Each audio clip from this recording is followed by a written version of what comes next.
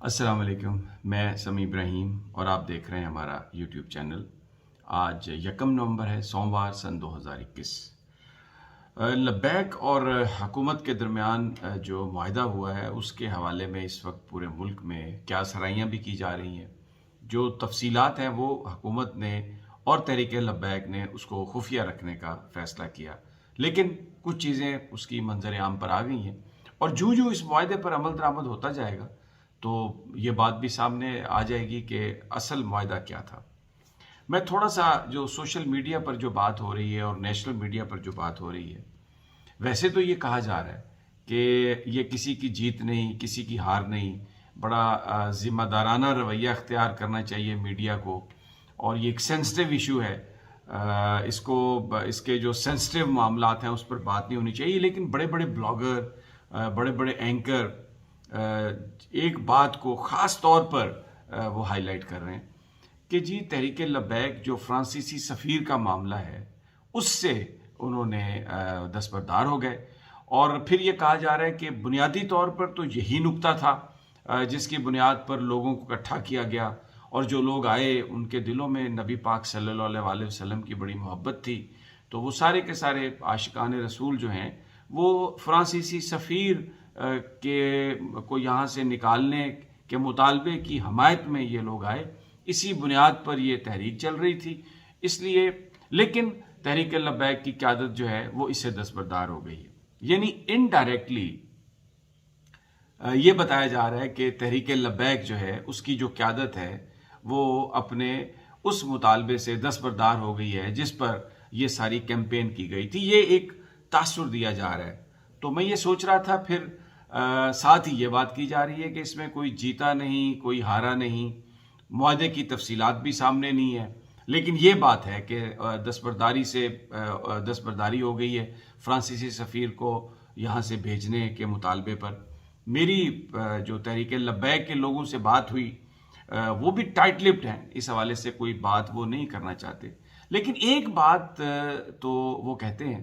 کہ فرانسیسی سفیر کو نکالنے کا تو مطالبہ تھا ہی نہیں، یہ تو شروع میں مطالبہ تھا، اس کے بعد تو گورنمنٹ کے ساتھ یہ طے ہوا تھا کہ اسے قومی اسمبلی میں پیش کر دیا جائے گا۔ اب اس مسئلے کو کس طرح سے سارٹ آؤٹ کیا گیا ہے، کیا فوری طور پر پیش کیا جائے گا یا پیش نہیں کیا جائے گا، یا صرف ڈسکشن اس پر کی جائے گی، ووٹنگ نہیں ہوگی، کیا اس کی موڈیلٹیز طے ہوئی ہیں، اس کے بارے میں آنے والے وقتوں میں پتہ چل جائے گا۔ لیکن یہ کہنا کہ فرانسیسی سفیر کی ملک بدری کے مطالبے سے تحریک لبیک کی قیادت دستبردار ہو گئی ہے یا اس پر زور دے رہی ہے، یہ اس لیے غلط ہے کہ فرانسیسی سفیر کا جو معاملہ تھا حکومت کے ہاتھوں سے وہ نکال دیا گیا تھا ایک معاہدے کے تحت، کیونکہ قرارداد قومی اسمبلی میں پیش کی جانی تھی اور پیش کر دی گئی تھی۔ تو یہ ایک خاص طور پر ایک ایسی بات کی جا رہی ہے جو تحریک لبیک کے لوگ یہ سمجھتے ہیں کہ وہ ایک کوشش کی جا رہی ہے ان کے ورکرز اور ان کی قیادت کے بیچ میں ایک پھوٹ ڈالنے کی، یا یہ بتانے کی کہ آپ کو جس مقصد کے لیے لایا گیا تھا اس سے وہ دستبردار ہو گئے ہیں۔ یہ ایک امپریشن جو سوشل میڈیا پچھلے 24 گھنٹوں میں اور جو نیشنل میڈیا پہ جو بات ہو رہی ہے، یہ ایک تاثر جو ہے وہ اس میں آیا ہے۔ اچھا، پھر کچھ اور سوالات ہیں۔ ایک طرف تو یہ کہا جا رہا ہے کہ تحریک لبیک نے یہ کہا ہے کہ آئندہ وہ کوئی دھرنا نہیں دے گی، کوئی لانگ مارچ نہیں کرے گی، لیکن اس کے ساتھ ساتھ وہ ایک سیاسی جماعت کے طور پر ایکٹ کرے گی۔ اب یہ ان دونوں چیزوں میں ایک تضاد ہے۔ پاکستان کی سیاسی جماعتیں جو ہیں، اگر ان کے ہم ایکشنز کو دیکھیں تو چاہے وہ پیپلز پارٹی ہے، چاہے وہ نون لیگ ہے، چاہے وہ جماعت اسلامی ہے، وہ مولانا فضل الرحمان صاحب کی جماعت ہے، پی ٹی آئی ہے، بطور پولیٹیکل پارٹی وہ لانگ مارچ بھی کرتے ہیں، وہ دھرنے بھی دیتے ہیں، وہ احتجاج بھی کرتے ہیں۔ ابھی آپ دیکھیں، رات ہی ڈیرہ غازی خان میں ایک بہت بڑا جلسہ تھا پی ڈی ایم کا، اور اس سے پہلے مولانا فضل الرحمان کا لانگ مارچ، تحریک انصاف کے لانگ مارچ، پیپلز پارٹی کا لانگ مارچ، وکلاء کا لانگ مارچ، جماعت اسلامی کے ملین مارچ، مولانا فضل الرحمان کا ملین مارچ۔ تو اگر ان جماعتوں کو مارچ کی اجازت ہوگی سیاسی طور پر، تو پھر تحریک لبیک کے بارے میں یہ کہنا کہ ان کو لانگ مارچ اور دھرنا یہ نہیں دیں گی، تو یہ البتہ ممکن ہو سکتا ہے، جو مجھے جو سمجھ آئی اور کچھ لوگوں سے میری بات ہوئی، کہ پھر اس کا حل یہ ہوگا کہ اس ایشو پر جو اب یہ جو سارا مطالبہ اب جو تھا خاکوں کے بعد، اور وہ دوسرا، اس ایشو پر اب تحریک لبیک کوئی دھرنا نہیں دے گی اور اس ایشو پر کوئی احتجاج نہیں کیا جائے گا۔ باقی جو معاہدے کی چیزیں آئی ہیں وہ آپ کے سامنے ہیں، کچھ لوگوں کو رہا بھی کر دیا گیا، 4 شیڈول، کالعدم نہیں رہیں گے، اور پھر اس کے بعد سعد رضوی صاحب کو بھی رہا کر دیا جائے گا۔ تو یہ یہ چیزیں وقت کے ساتھ ابھی تک آئی ہیں لیکن مزید آ جائیں گی۔ ایک اور سوال جو اس وقت ڈسکشن کی جا رہی ہے، بہت سارے جو وی لاگز ہیں جو ہمارے بیرون ملک پاکستانی ہیں، وہ یہ کہتے ہیں کہ یہ کوئی اسٹیبلشمنٹ کی کہانی ہے، لبیک کو اسٹیبلشمنٹ نے بنایا تھا، اور ابھی یہ سارے کا سارا جو معاشرہ ہے یہ اب انتہا پسندی کی طرف جا رہا ہے، کیونکہ یہ تو سب کچھ اسٹیبلشمنٹ نے کیا ہے۔ بہت سارے لوگوں سے میری بات ہوئی ہے، مختلف آراء ہیں جو میں آپ کے سامنے رکھنا چاہتا ہوں۔ کچھ لوگ تو یہی ہیں، وہ کہتے ہیں جی یہ اسٹیبلشمنٹ نے بنائی ہے، کیسے بنائی ہے اس کا ان کے پاس جواب نہیں ہے۔ لیکن اگر ہم اس کی کریشن پر غور کریں تھوڑا سا، تو خاص طور پر جو لبیک ہے، یہ اس کا تعلق ہے جو سلمان تاثیر صاحب کا جو قتل ہوا اور ممتاز قادری کی جو پھانسی ہوئی، آسیہ بی بی کا جو کیس تھا، یہ وہ محرکات تھے، یہ وہ حقائق ہیں جن کی بنیاد پر یہ چیز چلی۔ اب بہت سارے لوگ یہ سوال کرتے ہیں کہ سلمان تاثیر صاحب جو گورنر پنجاب تھے، اس وقت ہزاروں قیدی تھے جیل میں، تو وہ بطور خاص جب ایک خاتون آسیہ بی بی کے پاس گئے، جن کے اوپر یہ الزام تھا کہ انہوں نے نبی پاک صلی اللہ علیہ وسلم کی شان میں گستاخی کی ہے، تو اس نے بہت سارے لوگوں کے جذبات کو انٹائس کیا۔ کسی بھی قیدی کو جیل میں جا کے ملنا ایک روٹین ہے، کوئی اس میں اتنی بڑی بات نہیں، لیکن کیونکہ ایک یہ خاص ایک اس کا ماحول تھا، اس لیے ان کا وہاں پر جانا، اور اس کے بعد پھر انہوں نے جو بیانات دیے، اس نے بہت سارے لوگوں کے جذبات کو مجروح کیا، جس پر ممتاز قادری نے ان کو گولی مار دی، ان کو قتل کر دیا، جو ان کا محافظ تھا۔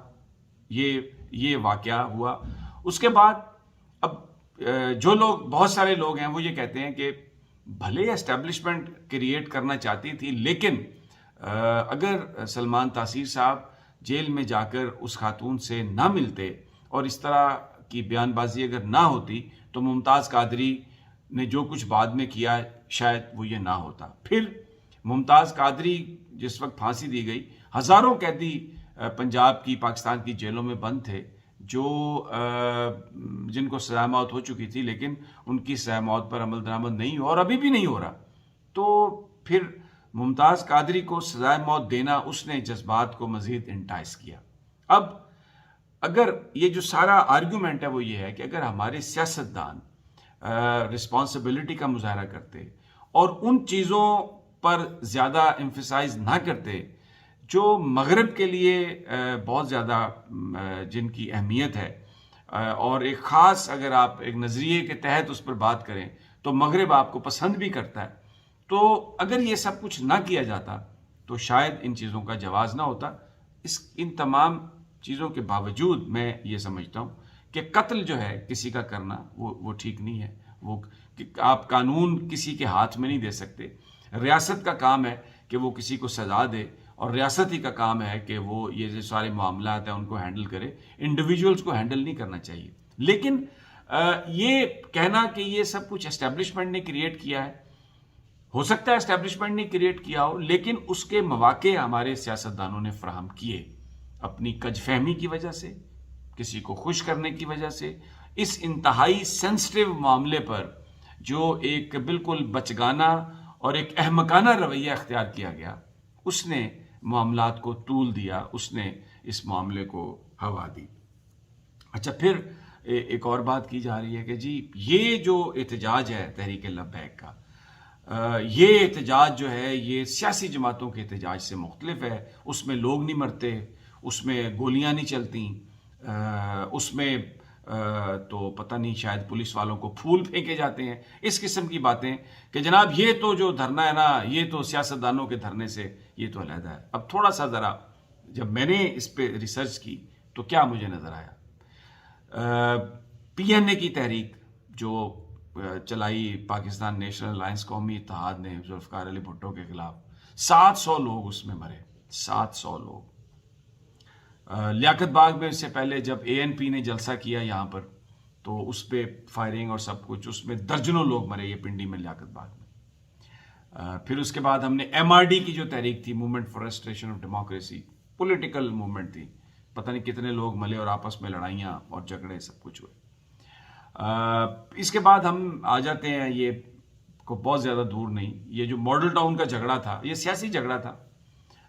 اور اس میں کتنی فائرنگ ہوئی اور کس طرح لوگ مارے گئے۔ نیشنل میڈیا پہ